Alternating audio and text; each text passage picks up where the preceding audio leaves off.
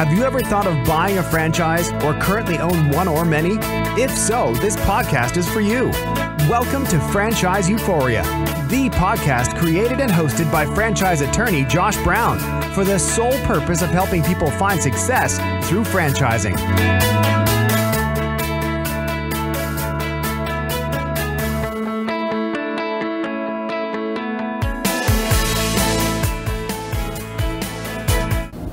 Hello and welcome to another episode of Franchise Euphoria, the podcast to help buyers, owners, and expansion-minded businesses find success through franchising.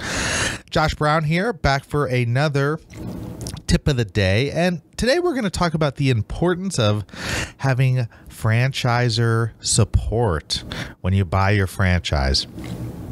In 2012, William Shatner created a show titled Shatner's World.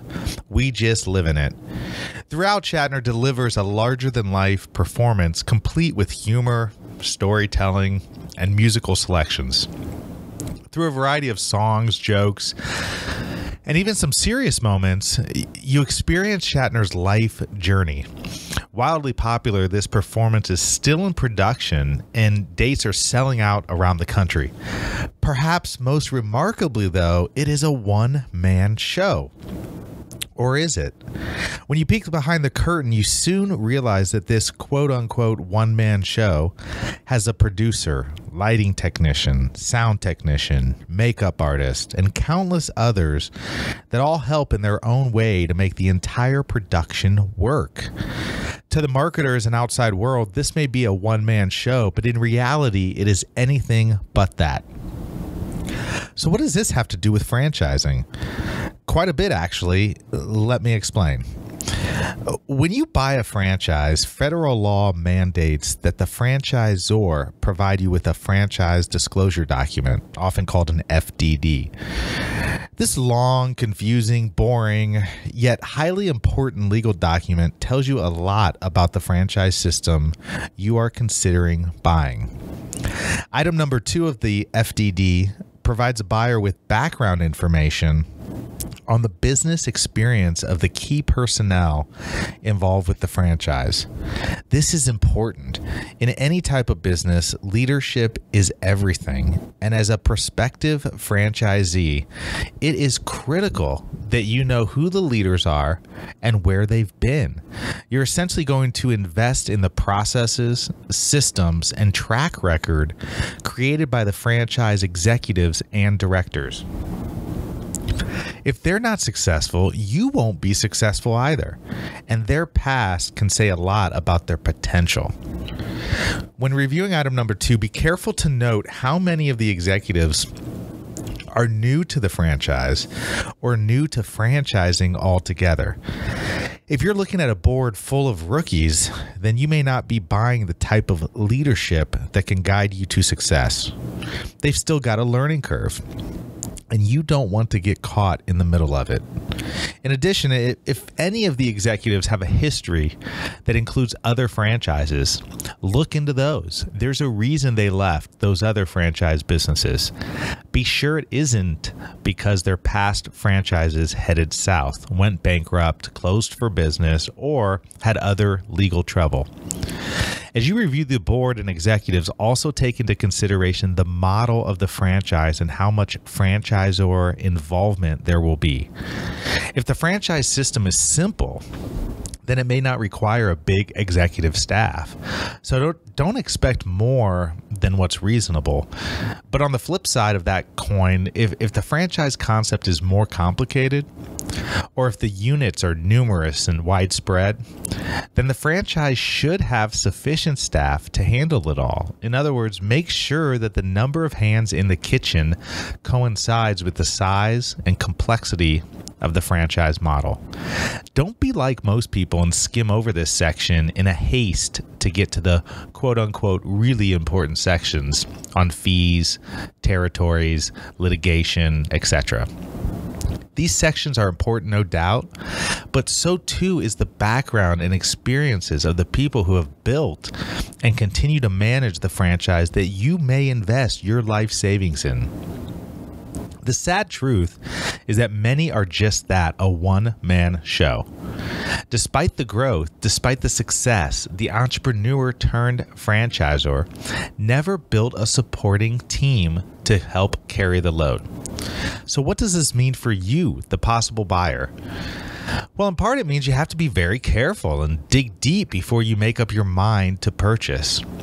I wish I could say that by the time all businesses become franchises, they have gone through the growing pains and have figured out the holy grail of business for their sector. In most cases, though, this is simply not the case.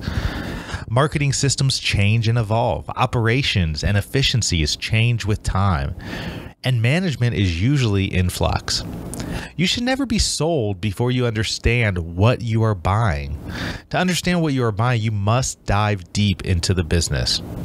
Item number 2 will provide you with background on the key players, but it won't tell you how things are really run or who is really running them.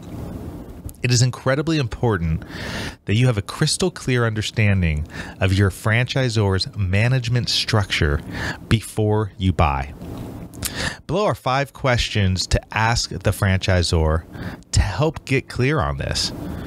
Who is in charge of marketing, operations, and business development? Number 2, when I have a question as a franchisee owner operator, who do I ask it to? Number 3, who is in charge of quality control for the franchise system? Number 4, who oversees the internet, social media, and digital aspects of the franchise? And number 5, who do I turn to when I need help fast? The answers to these 5 questions will tell you a good deal about the system you are buying. For instance, if quote unquote, if Larry is the answer to 1, 3, 4, and 5, then you know that resources are somewhat limited and Larry is probably being stretched thin, juggling a lot of balls at one time. If at Discovery Day you get the feeling that the franchisor is disorganized and things are not systemized with specific procedures set forth and in place to help franchisees, you need to find out why. After you purchase, the honeymoon period will come and go quickly. You need to know that you have the support you're paying for before you pay for it. Most buyers don't pay attention to these type of things. Don't make that mistake. If you are going to part ways with your retirement money, you need to make darn sure that you have a good reason to do it. Don't let the excitement of the opportunity blind you to how the franchise is really run. Believe me, there are many franchise brands that have many units and are still mostly one-man shows. Make sure that, like Shatner, your one-man show has a producer, sound and lighting technician, makeup artist, and countless others behind the scenes, so you know you have support when you need it. And until next time, happy franchising.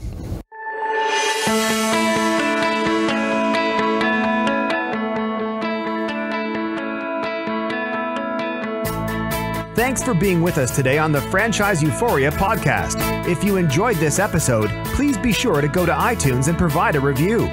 Also, please remember that although Josh Brown is a licensed and practicing attorney, nothing contained in this podcast should be construed as legal advice, because it is not. The information contained in this podcast is general and educational in nature, and none of it should be relied upon as legal advice.